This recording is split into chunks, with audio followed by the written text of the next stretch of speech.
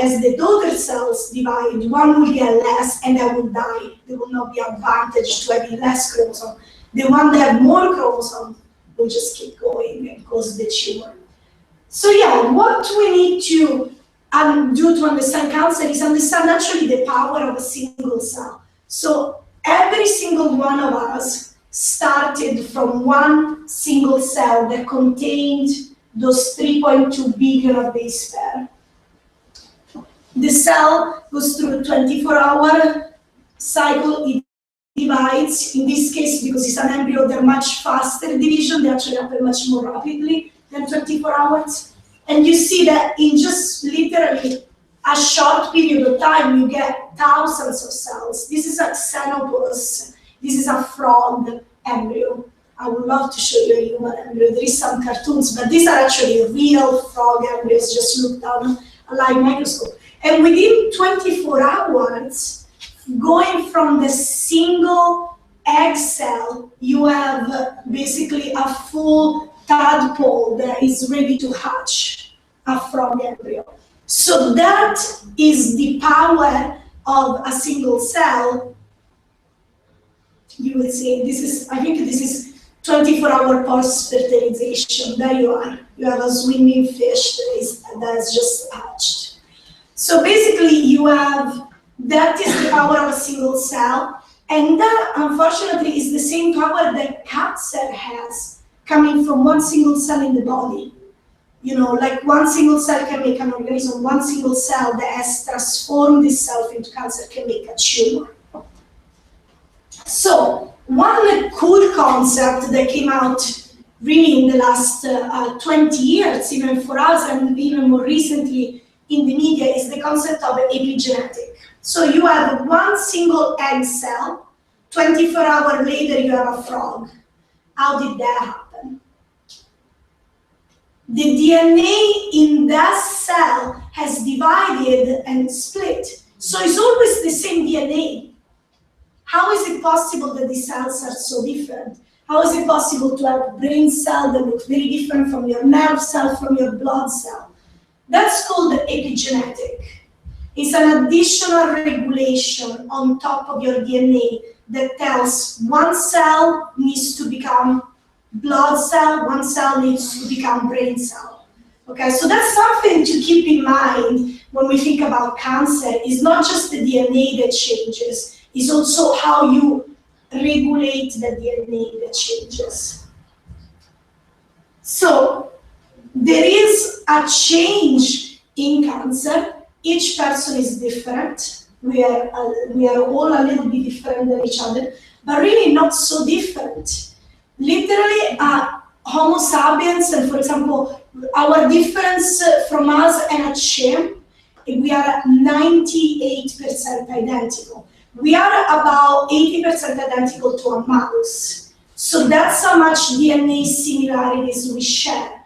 Obviously indicating that DNA is the things that make us so, but it's not, it's also how you read that DNA that is gonna determine what you become. And so the question is, how do you read the DNA? So, you know, many of you have heard of DNA, but how does DNA really work? Why is it relevant for us to understand DNA?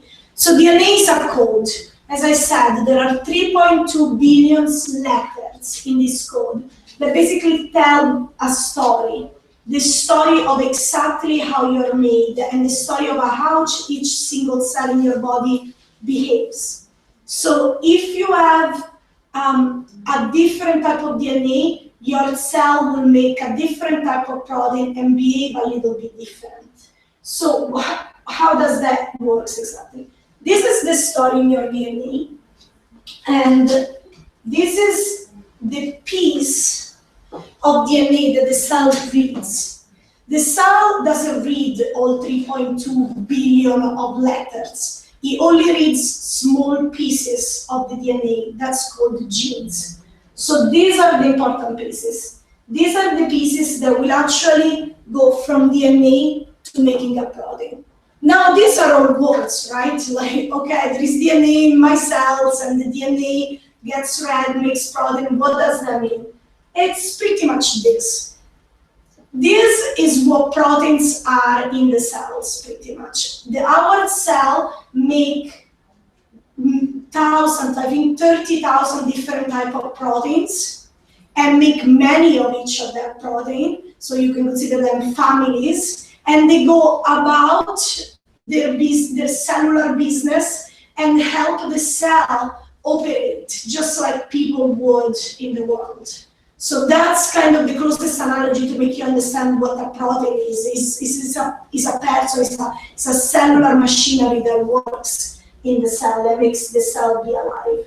So yeah, this is your DNA, and each little piece makes these things that are your proteins, all different, all with a different functional role. So yeah, you remember how the discovery of the DNA was made? This is quite old, but one interesting thing that I wanted to show you, not to go into like basically the controversy of it, but this is one of the data that showed us that the DNA is actually a double helix. So, and this is Franklin data, Rosalind Franklin, that then was used by Watson and Crick to actually formulate the double helix hypothesis. So that's just basically to explain like where the controversy of the DNA discovery comes from, where these guys basically used someone else's data to crack the solution of what the DNA looked like. And that's incredible, their insight into this data, yet is a little controversial, right? Especially for us working in science, whose data it is and who should interpret that data and who should that data be shown to. Nonetheless, Rosalind Franklin died before she could even receive the website, so the Nobel Prize. So really the controversy isn't as much as people say, but we don't know if she would have got it had she been alive. Okay, let's go back to cancer. You now know there is many cells in our body. Each cell has DNA in them. The cell uses this DNA to make proteins, to then make these cells live, our 24-hour cycle that we talked about. So where does cancer come from? So each day, our DNA is under attack, and it gets broken in many different ways. And you're like, what is it under attack from? It's actually under attack by external factors. For instance, if you go and get an X-ray, that will attack and break your DNA. But it doesn't have to be anything as invasive. It can be being sitting in the sun and being exposed to UV light. It can be something that you eat that has a chemical that attacks and breaks and damages the DNA. It can be smoke, alcohol, certain chemicals in the food or in the air, pollution, etc. So all these things are external agents that attack and break your DNA. Obviously, having learned about the power that the DNA has in the cell, we don't want that. But my PhD supervisor used to say this. So even if you sat in a dark room, breathing only clean air and drinking nothing but water, you will still get damage to your DNA. Because there are also intrinsic factors, internal factors in the cell that damage the DNA. So the way our cell breathe and get energy is actually through an oxidative metabolism that breaks and damages the DNA. So there is internal free radicals that attack the DNA. However, if you sat in a dark room drinking nothing but water and breathing nothing but clean air, I guess you will limit the damage that you did to the DNA to the basal physiological level that the cells go to. So every day, so we said we have 100 trillion cells in an adult human body, and each one of them has more than 3 billion letters in the DNA code. And each single day, every single cell in our body suffers about 70,000 attacks to the DNA. And this results in 10,000 different damages to the DNA per cell per day. Okay, this is kind of your baseline. So, and I absolutely don't mean to scare you with that, because our cells are equipped to deal with this huge amount of damage. They actually have many proteins like this. They are experts, and many different experts, thousands in fact of experts, that can repair DNA damage. In fact, what the cell has as experts for different type of damage. So one expert for DNA breaks would not go and repair a letter being missing from the DNA, a letter being removed. So each expert has one type, or a team of experts identify one type of damage, goes there, repairs it, and basically brings the DNA back to what it was before. So no harm done. Obviously, what you may have heard of the Angelina Jolie case, where she had to recently undergo a double mastectomy because she had a mutation in BRCA1 gene. So what is that? What's BRCA1? BRCA1 is actually one of the experts that repair DNA breaks. So if you're born with already a mutation that makes your expert in repairing DNA break in the cell not functioning correctly, that means that every time that you have a DNA break, your cell isn't going to be as quick, as good, and as efficient in repairing that break. So you start with a disadvantage in your DNA damage repair system in your cells. And that's really huge, and that's why things like having a BRCA1 mutation or BRCA2 mutation gets basically the medical intervention is to get double mastectomy, because especially cells in the breast that proliferate a lot, suffer a lot of damage, are very prone to become cancerous if you're already born with this mutation. That brings me to another really important point that we need to understand about cancer, is that there is a very clear difference between cancer that are familial. So if you go and look at Angelina Jolie's mother and grandmother, probably there was a mutation there that ran into the family, that she's been passed on at birth, okay? And this is about 40% of cancers have some sort of hereditary base, which doesn't have to be as much as BRCA1, which is really, really important, but some sort of hereditary base. The remaining 60% are lifestyle cancer. They're cancer where you were born just absolutely fine, with all your DNA damage repair protein just really working great, and you just accumulated DNA damage and mutation over your life to catch that cancer. Now, what does that mean? Okay, so we said there is a lot of damage happening to the DNA, each cell in the body, but no stress, okay, no panic. There is DNA damage repair happening, everything going great. There are moments where the damage is too much, and the cell cannot deal with that damage. Actually, fantastically, the cell knows when that's the case. It has a system in place to say, can I repair this damage?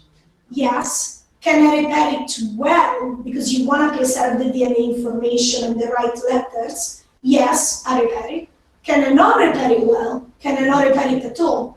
Then I don't. And actually that happens. For instance, you have a real life examples of that. For instance, you lie in the sun all day without sunscreen, which I do not recommend. What happens to your cells of your epidermis? They get red, right? And eventually, what do? They peel off. Yeah, basically you peel. Okay, so these are cells that have become excessively damaged by the UV light. And what do they decide to do when they're excessively damaged? they commit suicide. They undergo cell death. And that's the peeling. It's basically layers of your skin cells that were too badly damaged to even attempt to repair that DNA that says, I'm going to die. And they die, and you see them on your pillows. But yeah, so that's pretty much basically what happens. Your cells can deal with that, and they undergo cell death, which is actually scientifically called apoptosis. I'm showing you here some of my images. You can see these are normal nuclei mess around with your DNAs. This is a dying cell, all broken up into pieces. And so basically, this suicidal mechanism that the cell has is basically a greater good system, because we are multicellular. We are not like yeast that GenSpace, for instance, uses, where it's one single cell. So they will be bacteria the same. They will be damaged, but they want to live. If you kill the single cell, you kill the yeast. In our case, these cells give up because they're not able to perform, because their DNA is too damaged to be able to really keep going and be healthy and contribute to the greater good of the body. So the decision is made where they get rid of themselves, and there is other cells there for being multicellular that can perform and they are healthy. So that brings us basically to the ultimate question. So where does cancer come from? Cancer is basically the badly damaged cell that should die but doesn't want to die. It's the ultimate selfish cell. It's like the cancer, it's you can anthropomorphize it, right? And you can say it's like staying put. It's like, I don't care, I'm damaged. I don't care, I don't contribute to the greater good of the body anymore. I'm just staying put and not dying. I don't care about this apoptosis, this suicide mechanism, greater good, multicellularity. It's like the ultimate selfish cell.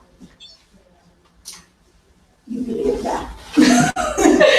So the cell doesn't have a soul, right? It isn't going to be like, oh, I'm going to stay here and not going anywhere. So what's the deal? Why don't cancer cells die? They know they should die. They know they're badly damaged.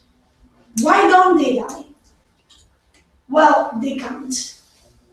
They actually happen to be damaged in the piece of DNA that they needed to read to know how to die.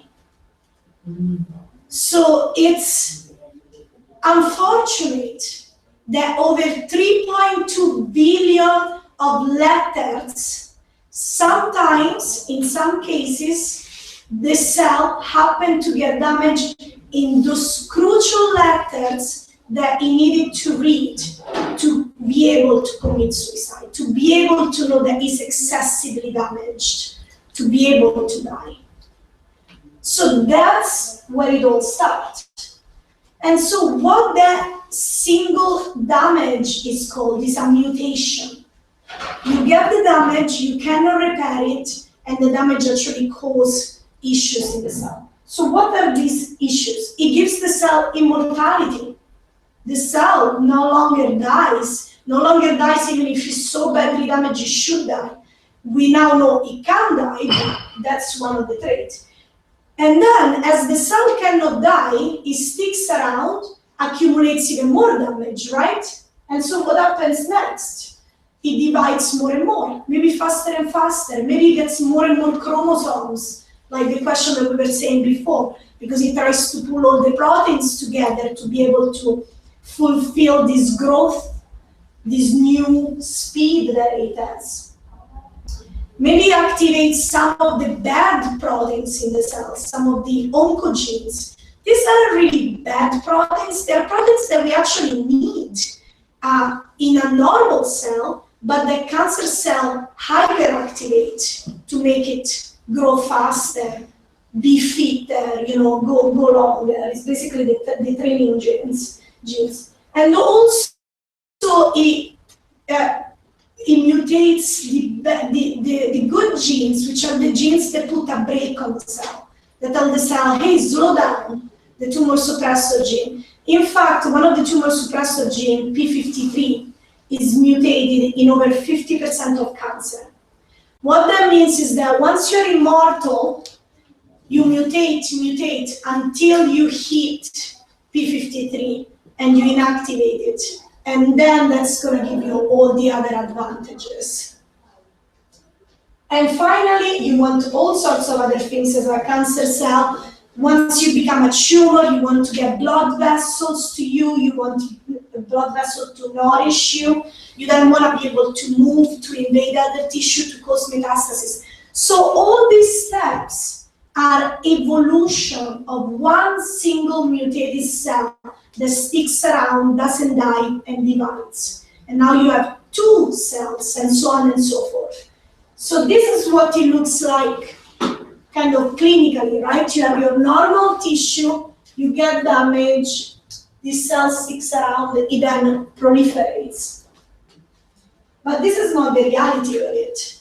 The reality of it looks more like something like that. Each cell sticks around, but each cell gets different type of mutation. It's a random mechanism, right? So that's why each cancer is different, not between just every single one of us, because our DNA is different and our cells are different. Each cancer is different even within the cancer itself. You may have one cell that has gone and taken really far with the mutation. And that's what makes cancer so difficult to cure.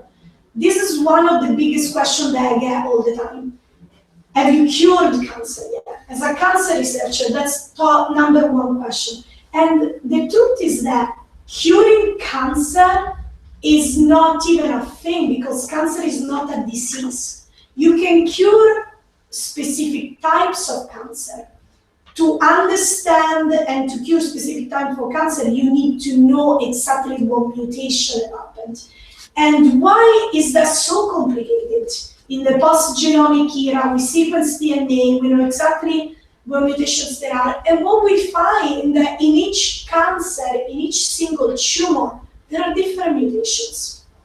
So you give one drug that kills 95% of the cell, but what about those 5% of the cell that had already mutated to be resistant to that drug? They stick around. You know, give it 6 months, they're going to form a new tumor, maybe bigger than the one that you have just cured. So cancer has two elements to it. First of all, cancer is us. It's not a virus, it's not a bacterium. It's not a foreign agent that attacks us like influenza. The influenza virus, we know how it is. It mutates, fine. But the difference, the 1% difference between all of us in the 3.2 billion of base pair makes it so that a treatment for a person's cancer isn't going to work for the exact same cancer in another person, because the cell is going to be slightly different and the DNA is going to be slightly different. Also, the same treatment catered for the person may not work for all of the different cancer cells. Okay, not to leave you on a terrible, like, depressing mood, there is, yeah. I'm sorry, but the aneuploidy, the different number of chromosomes, I know you said that it changes, but are there any patterns that, even if they're not exact, are there any patterns to the aneuploidy that would identify the cancer specific for different parts of the body? Absolutely. Like, for instance, we know that there is P53 being mutated in the majority of cancer. So you would think, if I found a drug that targets the specific mutation, the cells that carry that mutation, and those type of molecular drugs that are very selective are very effective. But as you said, the aneuploidy, even though may have a pattern, is also stochastic. It may always be different. By the time that you act on the cancer, another cell may already have evolved beyond what the treatment that you're giving in the moment is. So as I said, not to be absolutely negative, there are different options. The first option is individualized medicine, where each single person that enters the hospital with a tumor, that tumor gets scanned for the mutation. And once you identify the mutation, there is going to be some common mutation that we already have drugs for, but there is going to be some mutations that are just specific to that person and that tumor. In that case, now we have the possibility to make drugs really quickly against that type of mutated protein and so on. This process, though, is so expensive. We are just not there yet with this type of individualized medicine that will be able to tell you exactly the mutational composition of your cancer and give you different drugs to kill every single type of cells that you have. But there is something else that I feel as a cancer researcher that we can do. So we know that the other 60% of cancer that isn't genetically linked is lifestyle induced. So what does that mean? It means that there is a whole range of things that we do, sometimes every day, that are increasing our damage, are increasing our burden on our DNA, and are increasing our chances to get hit in that place where you don't want to get hit, like the anti-apoptotic mutation that doesn't make the cell die. So really it's a matter of probability, right? You could be really careful crossing the road. You know, and I get this a lot. This person lived a completely healthy life. How is it possible that they got cancer? It is bad luck that the few damage in a healthy life will hit the spot of making the cell changing into cancer. And pretty much it's like, I'm crossing the road, I'm looking very carefully, a car comes from around the corner and hits me, okay? But living in a way that increases our mutation load is like crossing the road without looking. Who would do that? So, you know, now you know what there is that is probably even better than any cure we could find, just because it's so complicated to find a cure or the perfect cure, which is prevention and limiting the initial damage that is going to make that first cell become a cancer cell. So I'm going to skip through this part, which is basically some of my PhD work, but finish with the fact that throughout this talk, I only talked about the most basic of science. This is not medicine, this is not drug development. This is just trying to understand who we are, what our cells are, what is our DNA, how does this all work. And we feel that understanding that is actually the key to then understand the diseases and pathologies. And so we feel that basic science is actually the basis of life. And so I want to thank you all very much. These are all the very sponsors over the years, and thank you all for your attention.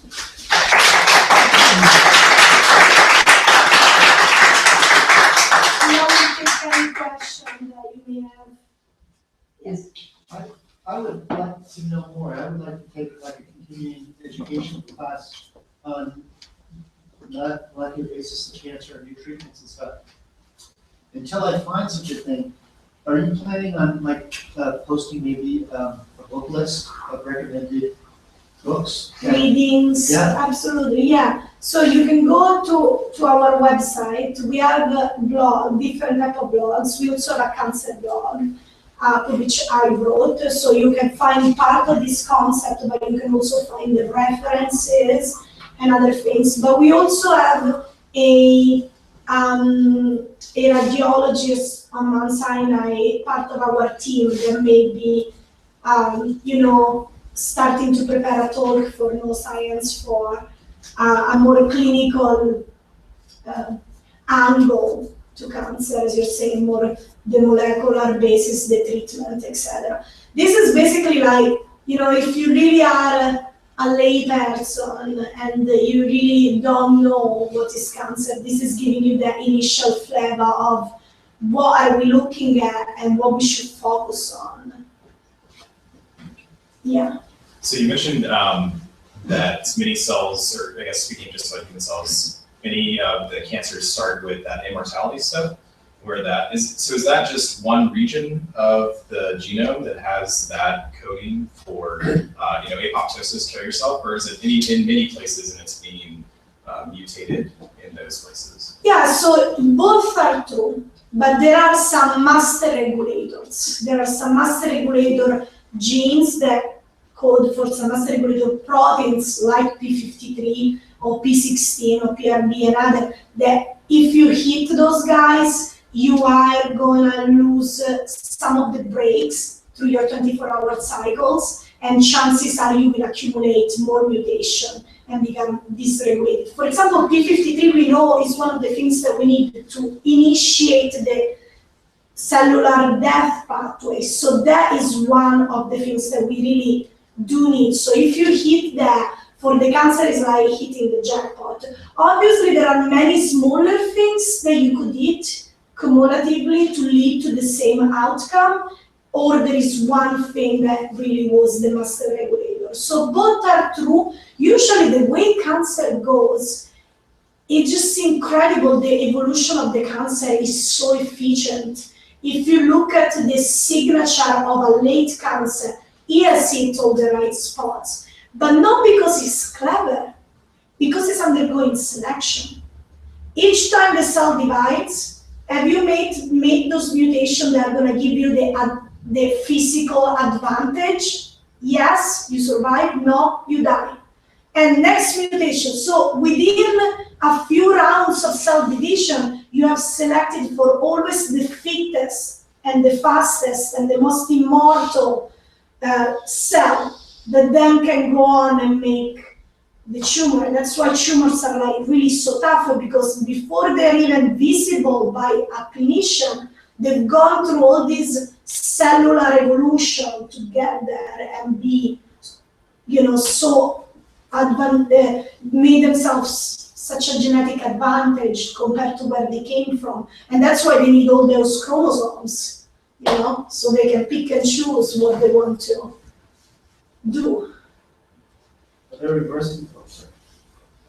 I think that So it's not necessary for that specific cell death gene to be mutated for it to be considered a cancer cell. But once it does mutate that, then the cancer cell stops, all the cancer cells stop dying? well, every cell that will have the mutation, yes. So in fact, that's true. You can push them to still die through other pathways that aren't these specific cell death pathways. Sometimes that's what people do. Cancer cells are so immortal, but in a way also so messed up in their DNA, so mutated, that what they do, and that's how chemotherapy works, they give them a super load of mutation so that the normal cells in your body are able to just repair that damage. The cancer cells that are already damaged here and there and everywhere, with an extra load of mutation through chemotherapy or radiotherapy, are gonna die. They're just gonna burst. They're gonna undergo what we call necrosis. They aren't gonna commit suicide in activating the cell death pathway as they should, but they just can't survive anymore. So there is a way to force them to die, to force them to die through any means, and that's actually how a lot of chemotherapy works, but it's not the most selective, mechanism.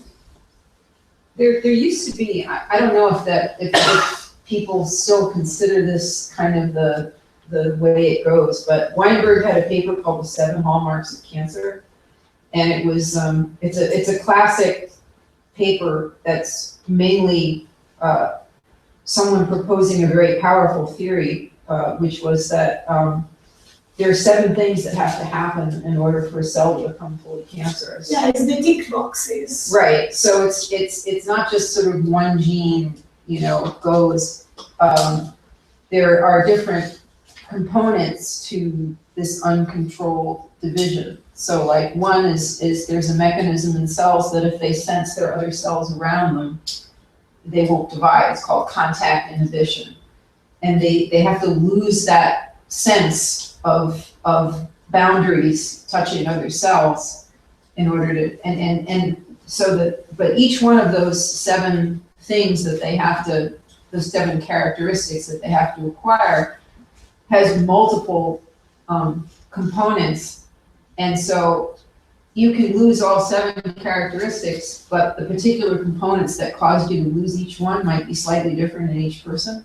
So that's So- why you can't target. It's very hard because a lot of times when you're trying to go back and figure out, also, there's so much collateral damage. Because once the thing starts, it's like a runaway train. Once it starts growing, as cells divide, the point, particularly this place called the replication fork, when the DNA replicates, the 2 strands split off like this, and each one gets a new partner.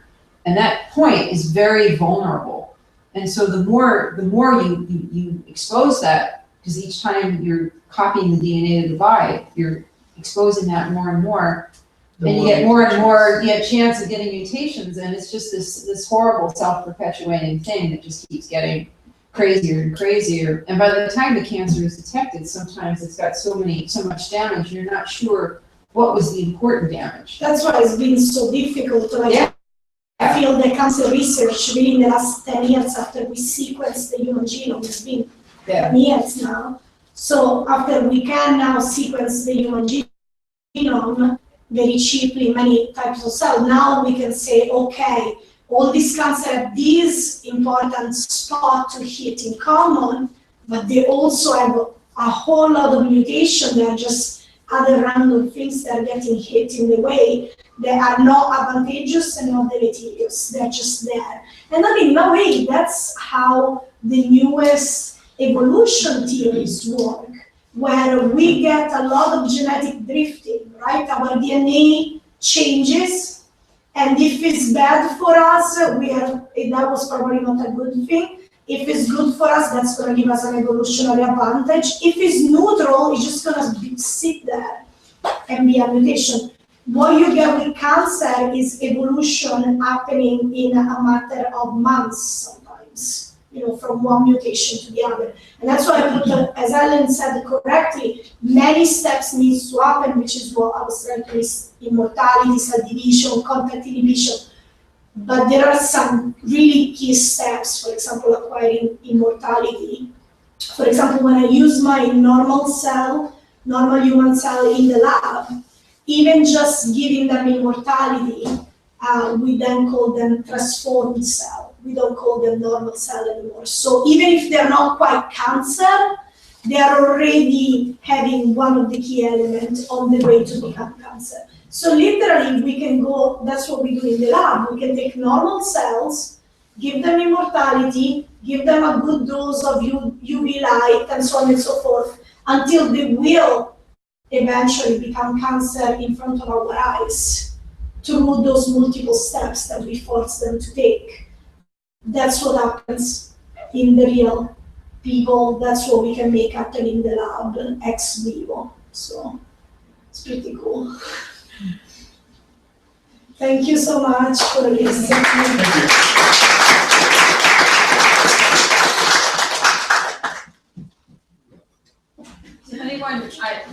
Does anyone, a lot of you have been here before, but if any of you have a burning desire to see Gen Space, see the lab upstairs, we'll be going up in a little while. But meanwhile, have some more wine and cheese. This is non-cancer rating wine.